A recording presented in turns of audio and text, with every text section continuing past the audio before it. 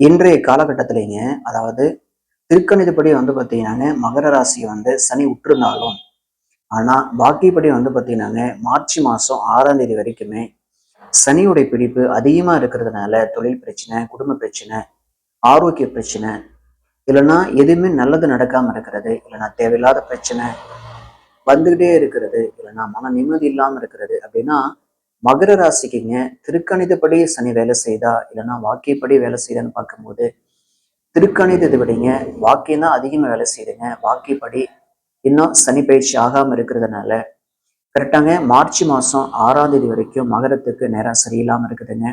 அதனால ரொம்ப சுலபமான பரிகாரம் சனீஸ்வரனுக்கு விளக்கேத்துறது.